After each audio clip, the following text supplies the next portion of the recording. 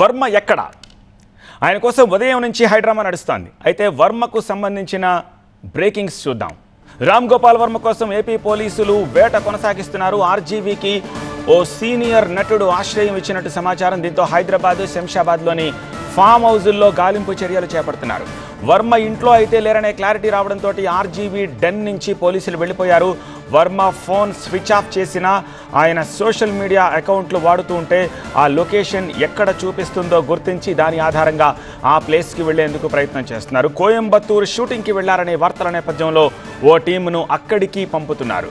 Social మీడియాలో అనుచిత పోస్టుల వ్యవహారంలో రెండవసారి విచారణకు వర్మ డుమ్మా కొట్టడాన్ని ఏపీ పోలీసులు సీరియస్గానే తీసుకున్నట్టు కనిపిస్తోంది.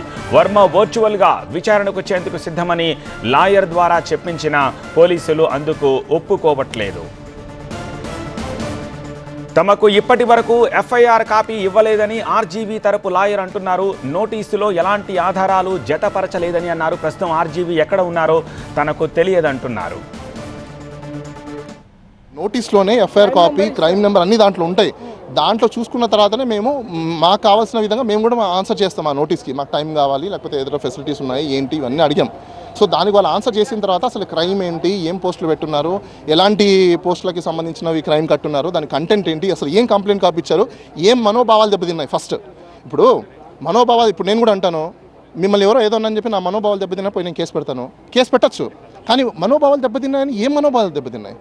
దట్స్ వాట్, అది కదా ఇంపార్టెంట్. ఇక్కడ మనోభావాలు దెబ్బతిన్నాయని చెప్పేసి అని పోస్ట్ పెట్టారని చెప్పేసి అని కంప్లైంట్ చేస్తారు. అది వాళ్ళకున్న రైట్, ఎవరు కాదన్నారు. వాళ్ళ రైట్ ప్రకారమే ఎఫ్ఐఆర్ కట్టారు, వాళ్ళ ప్రొసీజర్ ప్రకారం ఎఫ్ఐఆర్ కట్టారు. మాకున్న రైట్స్ ప్రకారం ఎఫ్ఐఆర్ కాపీకి సంబంధించిన నోటీస్ ఏదైతే పంపించున్నారో దానికి మేము కూడా ఆన్సర్ చేస్తున్నాము. ఇన్వెస్టిగేషన్ అయిన తర్వాత నిజాలు అనేది బయటకు వస్తాయి.